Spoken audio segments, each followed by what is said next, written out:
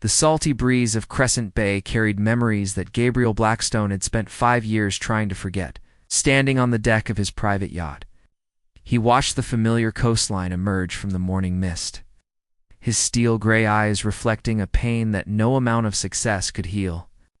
The 30-year-old tech billionaire had conquered Silicon Valley, built an empire worth billions, and earned the respect of the world's most powerful people. Yet here he was, returning to the small coastal town that held his greatest regret.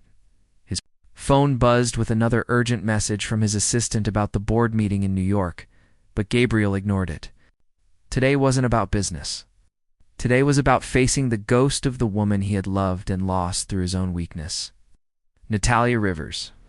Even thinking her name made his chest tighten with a familiar ache that no amount of time or distance had managed to cure.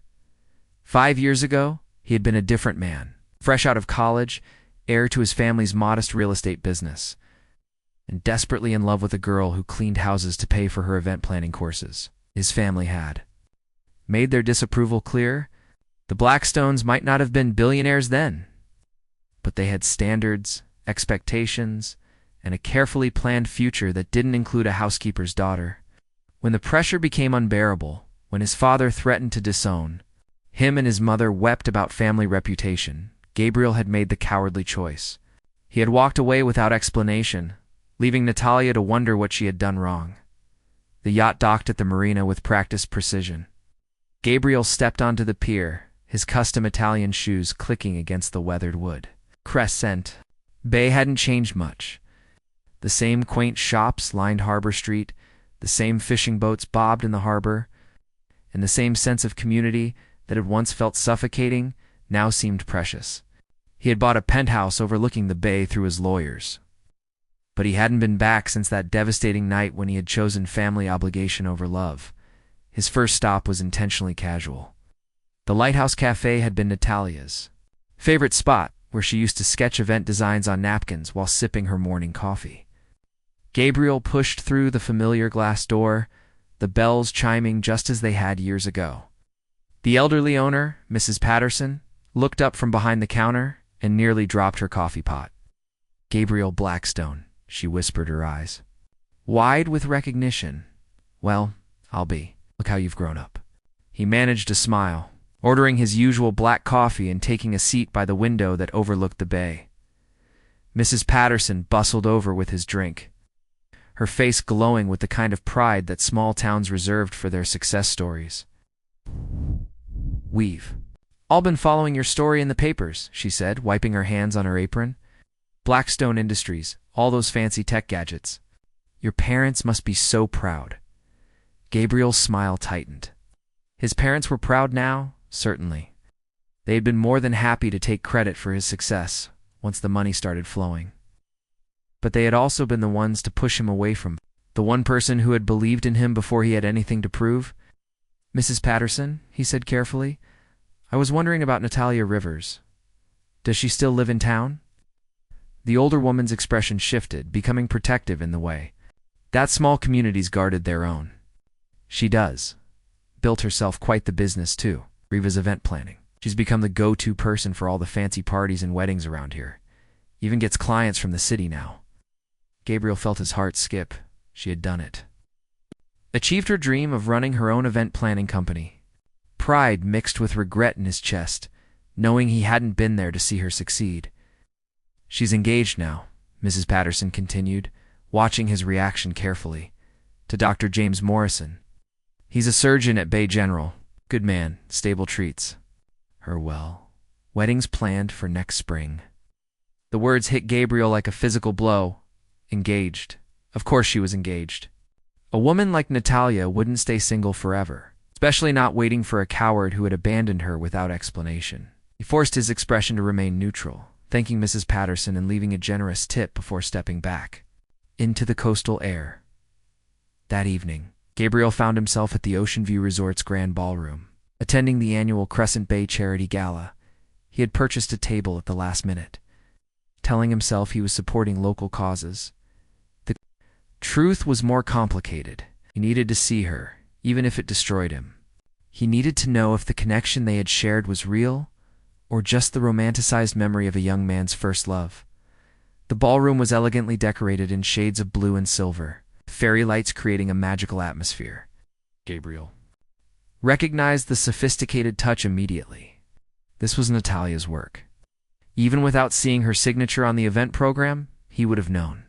She had always had an eye for creating beauty from simple elements, for making people feel special and welcomed. He was nursing a whiskey at the bar when she appeared. Natalia. Rivers moved through the ballroom like a queen surveying her kingdom. Her dark hair swept into an elegant updo that showcased the graceful line of her neck. She wore a midnight blue dress that hugged her curves perfectly. Gabriel felt the same breathless attraction that had once brought him to his knees. She was more beautiful than his memories had allowed, more confident, more radiant. Success suited her.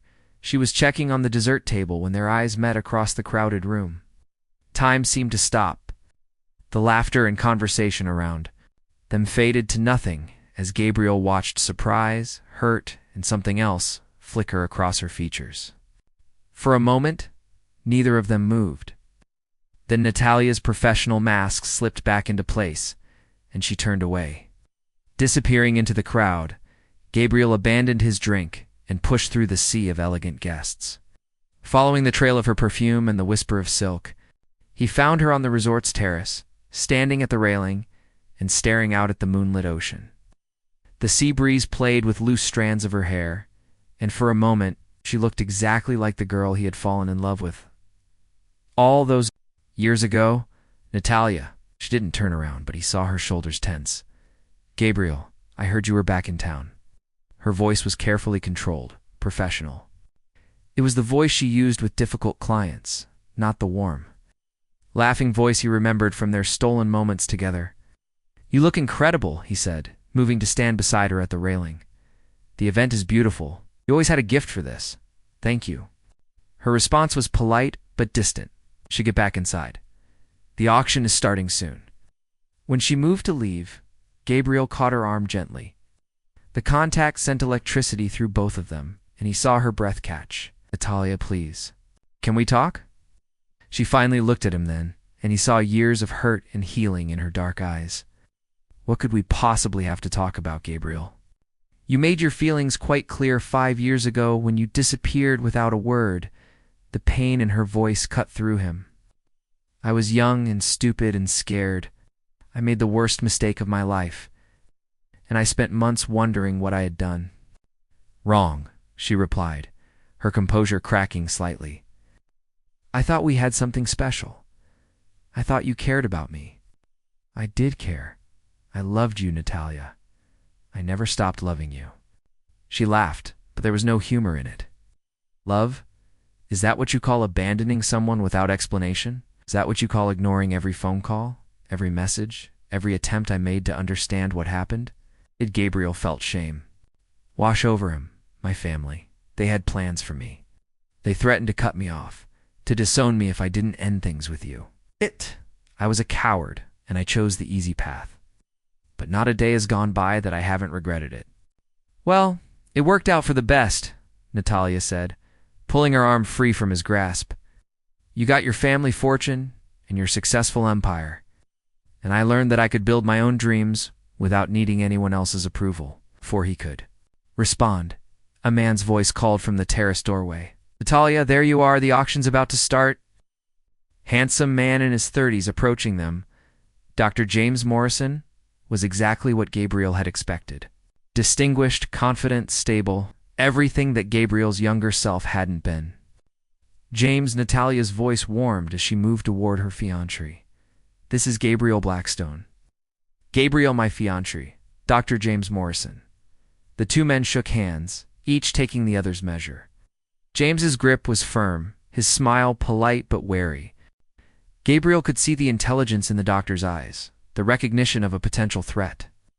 Mr. Blackstone, James said smoothly. I've read about your company in the business journals. Quite impressive. Thank you, Gabriel replied. And congratulations on your engagement. Natalia is a remarkable woman.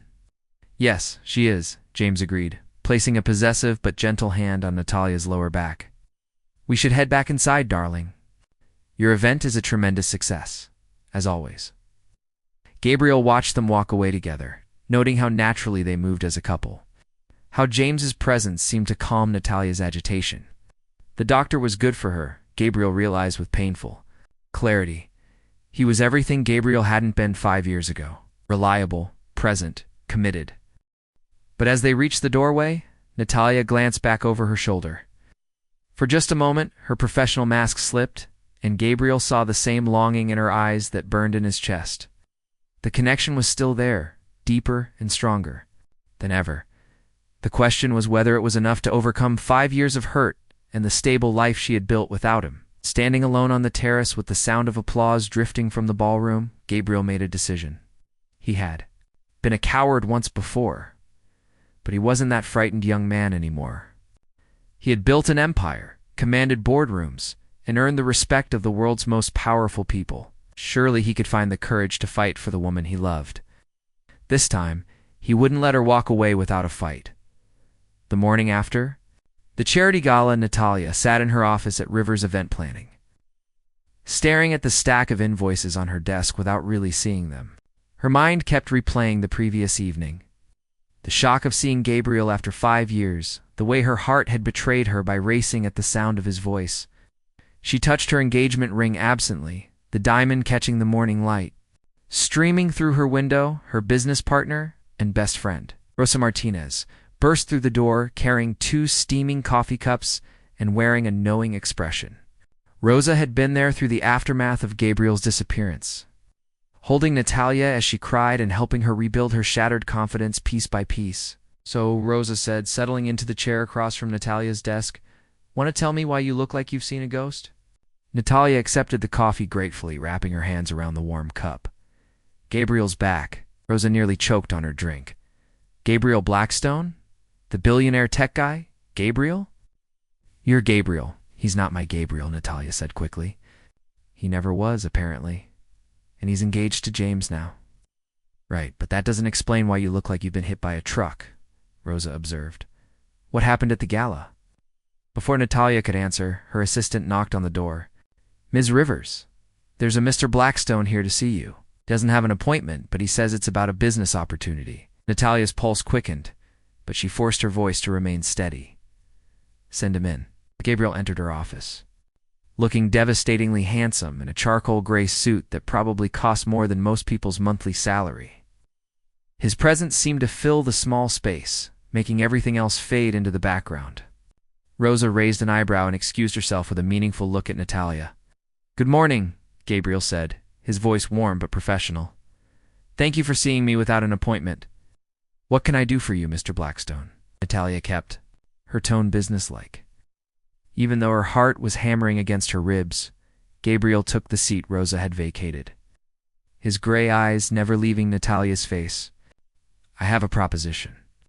Blackstone Industries is planning to host a series of events over the next 3 months. Product launches, investor meetings, charity fundraisers. I'd like to hire Rivers Event Planning to handle them all." Natalia blinked in surprise. "It's very generous, but I'm sure there are larger firms in the city that would be better suited for events of that magnitude." "I don't want larger firms," Gabriel said quietly. "I want the best. And you're the best, Natalia." Always were. The way he said her name sent shivers down her spine, but she forced herself to focus on the business opportunity. This could be huge for her company, the kind of contract that would establish them as major players in the event planning industry. "What kind of budget are we talking about?" she asked, pulling out her notepad. Gabriel named a figure that made her eyes widen. It was more than her company typically made in a year. That seems excessive for local events. Who said anything about local? Gabriel smiled, and she saw a flash of the charming man she had once fallen for. "The first event is a product launch in San Francisco next month. Then we have an investor dinner in New York, followed by a charity gala in Miami. I want you to plan them all, personally. No delegating to your staff." Natalia felt her pulse quicken for reasons that had nothing to do with business. That would require extensive travel, working closely together. "I don't think that's appropriate given our history." "Our history is exactly why you're perfect for this job," Gabriel said, leaning forward slightly. "You know me, Natalia. You understand? What I value. What matters to me." No other event planner could bring that level of personal insight to the work. She wanted to say no. Every rational part of her brain screamed that this was dangerous, that working closely with Gabriel would only complicate her life. But the business opportunity was too good to pass up, and despite everything, she was curious about the man he had become. "I'll need to discuss this with my business partner," she said finally. "Of course, but Natalia." Gabriel stood, moving toward the door. "Don't let fear make this decision for you. You've built something incredible here. You deserve to take it to the next level." After he left, Rosa returned with questions written all over her face. "Please tell me you're not considering working with him." "It's a huge opportunity for the business," Natalia said, but even she could hear the uncertainty in her voice. "It's also a huge opportunity for heartbreak," Rosa replied. "What about James? What do you think he'll feel about you jetting around the country with your ex?" The mention of her fiancés brought Natalia back to reality. James deserved better than a bride-to-be who was still affected by another man. But when she tried to picture her future with James, all she could see was safety and stability. When she thought about Gabriel, she saw passion and possibility and the kind of all-consuming love that scared her to her core. That evening, Natalia met James for dinner at their favorite restaurant. He was telling her about a successful surgery he had performed that day, his eyes bright with the satisfaction of saving a life. James was a good man, she reminded herself. He loved her, respected her work, and never made her feel like she had to choose between her dreams and their relationship. "You seem distracted tonight," James observed, reaching across the table to touch her hand. "Everything okay with the gala last night?" Natalia forced a smile. "It went perfectly. Actually, I received an interesting business offer today. A series of high-profile events over the next few months. It would involve some travel." "It's wonderful, darling," James said warmly. "You've worked so hard to build your reputation." "Who's the client?" "Gabriel Blackstone," she said quietly.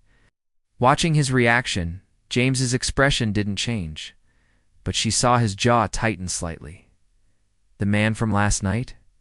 Your former boyfriend?" "Strictly business, James.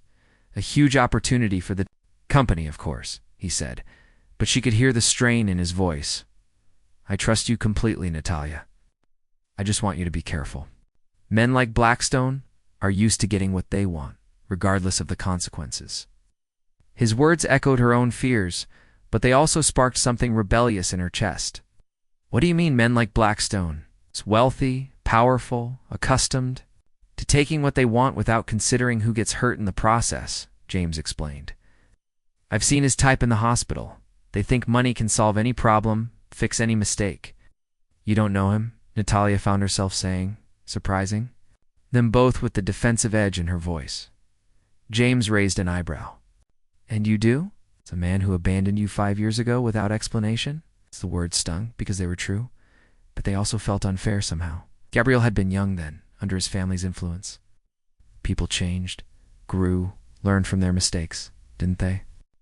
The next week, Natalia found herself on a plane to San Francisco, reviewing notes for Gabriel's product launch while trying to ignore the way her stomach fluttered with anticipation.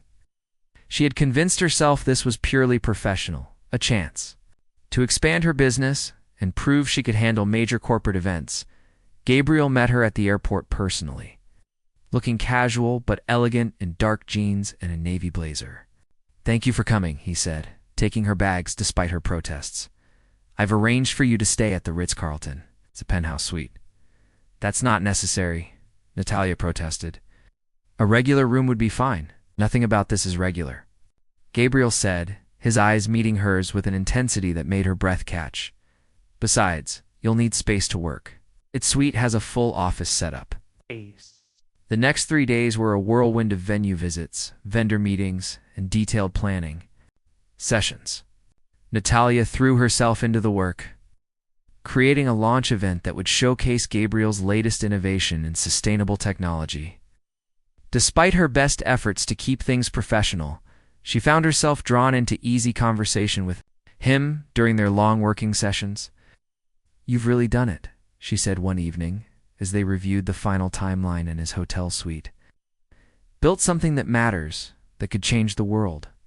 Gabriel looked up from his laptop, surprised by the admiration in her voice. It's not about the money, you know. It never was.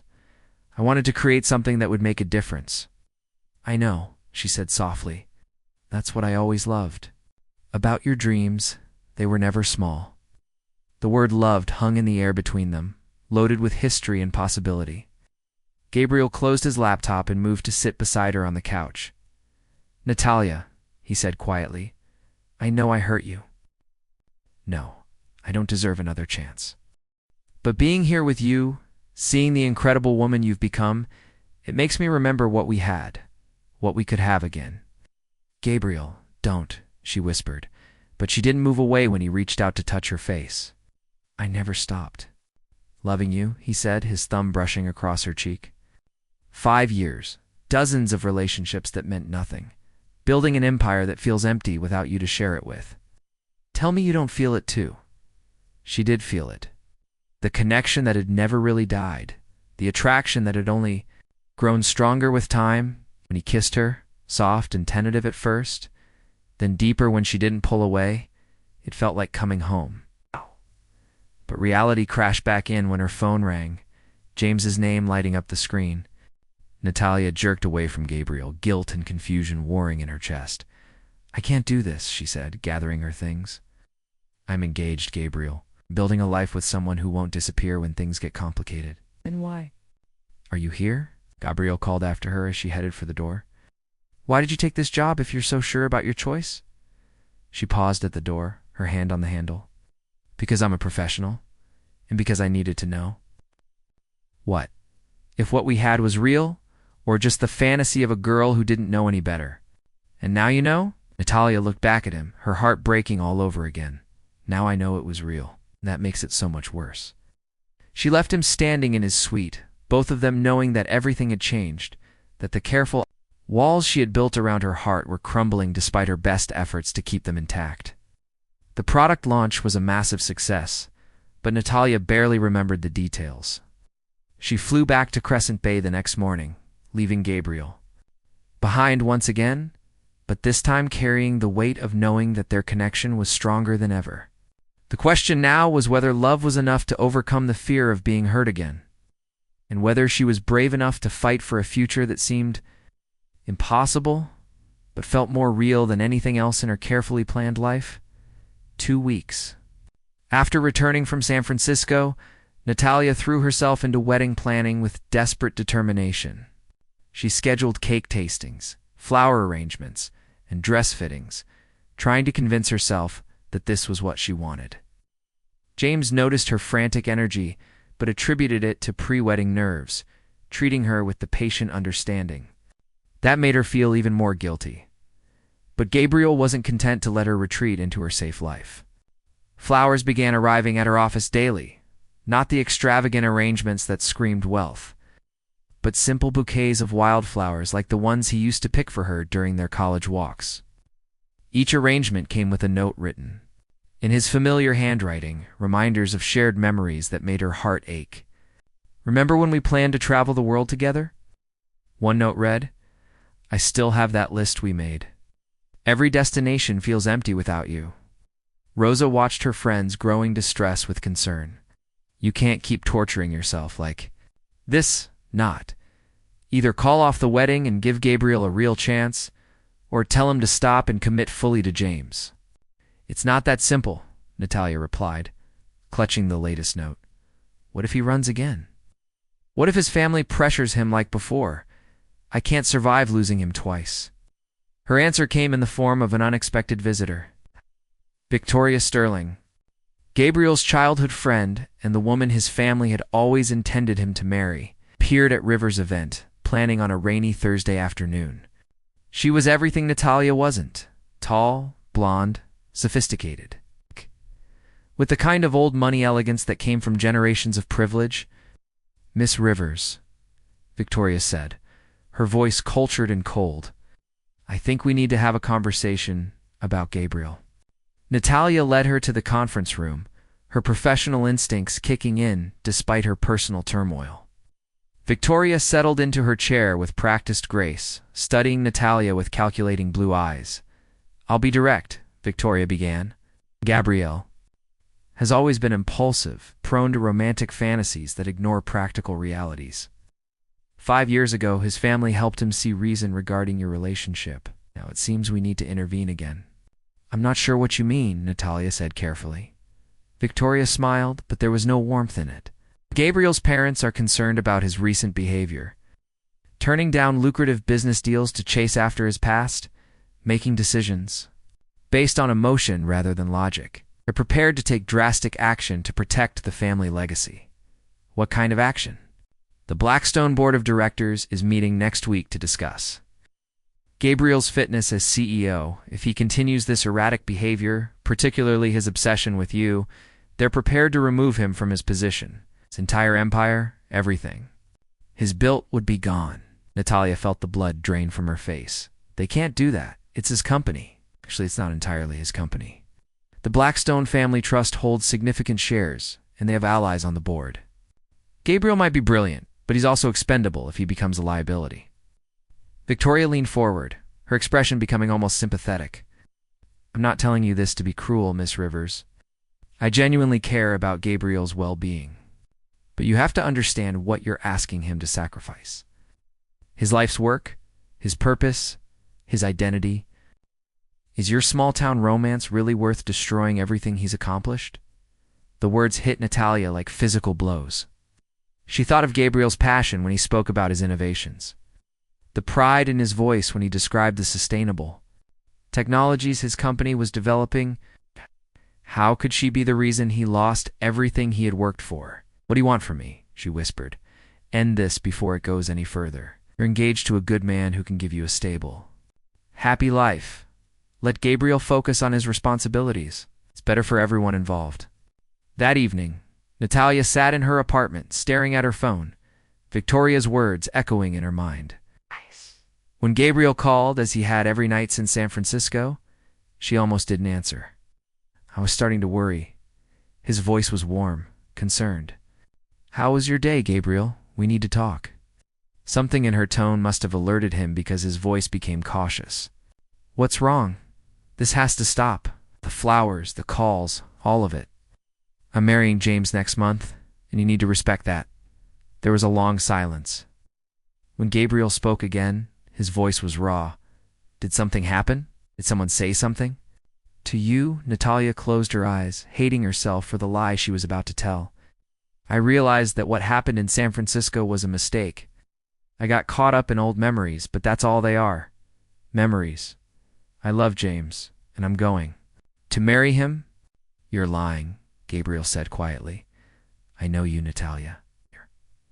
I know when you're scared and when you're running. Nobody threatened me, she insisted, her voice breaking slightly. I'm making a rational choice. About my future. Look me in the eye and tell me that, Gabriel challenged. Meet me at our place, the Lighthouse Point. If you can look me in the eye and tell me you don't love me, I'll disappear from your life forever. The Lighthouse Point had been their special place in college, where they used to watch the sunset and plan their future together. The thought of facing him there, of having to lie to his face, made her feel sick. No, she whispered. Can't. See you anymore, Gabriel? Please don't make this harder than it has to be. She hung up before he could respond, and turned off her phone and cried until she had no tears left. But Gabriel Blackstone hadn't built a billion-dollar empire by accepting defeat easily. The next morning, he was waiting in the parking lot of Rivers Event Planning, leaning against his motorcycle with his arms crossed. When Natalia saw him, her heart clenched painfully. Get in, he said, nodding toward his bike. We're going for a ride, Gabriel. I told you last night. You told me a lot of lies last night, he interrupted, his gray eyes blazing with determination. But you forgot something important. I know you, Natalia Rivers. I know you're terrified of taking risks, of believing in something that seems too good to be true. But I also know you're the bravest person I've ever met when it matters. This doesn't matter, she said weakly, doesn't it? He stepped closer and she could smell his familiar cologne, see the flecks of silver in his eyes. Then why are your hands shaking? Why can't you look at me when you say you don't love me?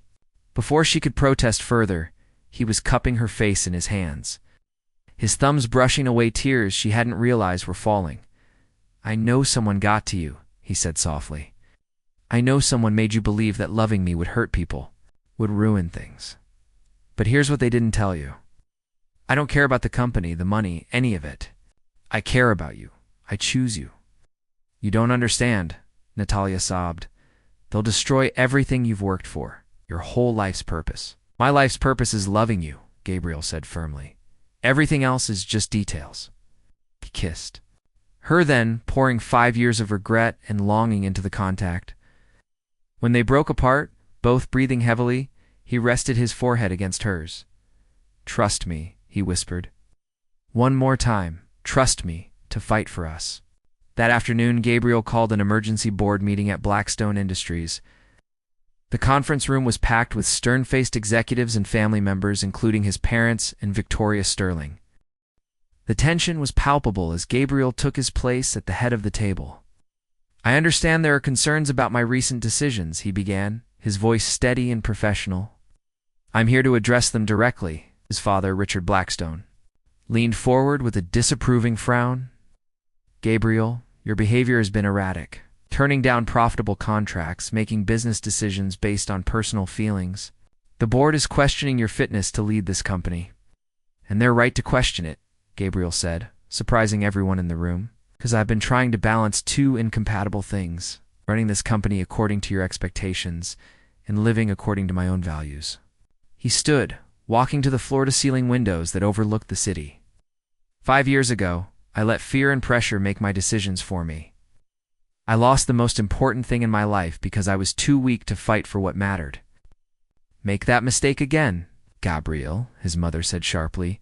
"Don't be foolish. Think about what you're throwing away." "I'm not throwing anything away," he replied, turning back to face the room. "I'm choosing what matters most. If this board wants to remove me as CEO because I refuse to sacrifice my personal happiness for corporate profits, then so be it. Build something new, something better, without the weight of family expectations dragging me down." Victoria stood, her face pale with shock. "You can't be serious. You'd give up everything for a girl who isn't even part of our world." Gabriel's smile was cold. "That girl, as you call her, is worth more than all your old money, snobbery, and social climbing combined. She's brilliant, hardworking, and she sees value in people based on their character, not their bank accounts.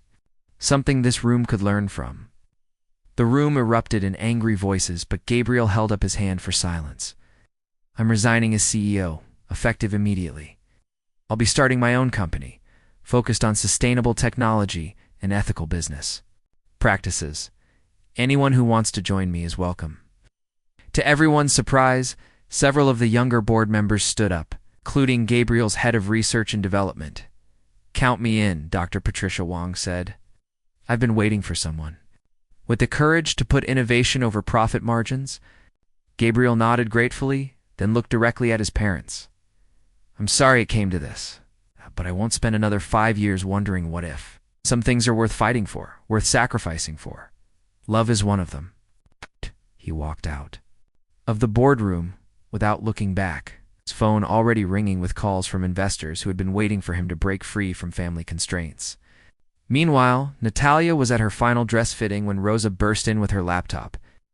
"You need to see this," she said, pulling up a live stream of a business news channel. On screen, a reporter was standing outside Blackstone Industries headquarters. In a shocking turn of events, tech billionaire Gabriel Blackstone has resigned from his position as CEO of the family company, citing personal reasons and a desire to pursue more ethical business practices. Sources close to the family suggest this decision was related to a romantic relationship they disapproved of. Natalia sank onto a chair, still wearing her wedding dress, as the reality of what Gabriel had done hit her. He had given up everything for her, just as he had promised.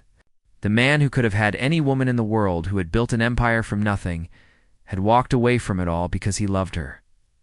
"Oh my God," she whispered. "What have I done?" "You've been an idiot," Rosa said bluntly. "Odd it's not. Too late to fix it." Natalia was still in her wedding dress when she arrived at the lighthouse point just as the sun was setting.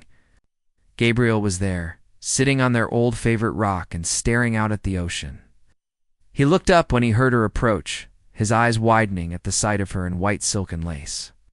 "Either you're here to tell me you're marrying James tonight," he said with a shaky smile, "or this is the most dramatic way anyone's ever said yes to a proposal." "You gave up everything," she said, her voice breaking. "Your company, your family, everything you worked for." Gabriel stood, walking toward her with steady steps. "I gave up things that didn't matter to get the one thing that does. What if we don't work out? What if we hurt each other again? Then we'll deal with it together," he said, reaching for her hands. "But I'd rather risk everything with you than play it safe without you." "James," she whispered. "I have to tell James." "Already taken care of," Gabriel said gently. "I called him this afternoon." "Natalia, he wants you to be happy, even if it's not with him." She looked up at him, seeing the man he had become, stronger, more confident, willing to sacrifice everything for love. "I'm terrified," she admitted. "Good," Gabriel said, pulling her closer. "Being terrified means it matters. Means it's real." When he kissed her this time, it tasted like forever. Like promises kept and dreams shared, and the kind of love that was worth fighting for. The wedding dress would need to be returned. Explanations would need to be made, and they would have to rebuild their lives from scratch. But as the lighthouse beams swept over them, and the ocean whispered its eternal song, Natalia knew she was exactly where she belonged. In the arms of the man who had chosen her over everything else, ready to write their own ending to a love story that had waited 5 years for its second chance.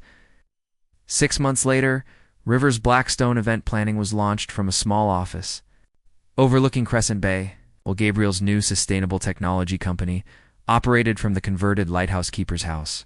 They worked side by side, building their dreams together, proving that sometimes the greatest success comes not from what you're willing to gain, but from what you're brave enough to lose for love.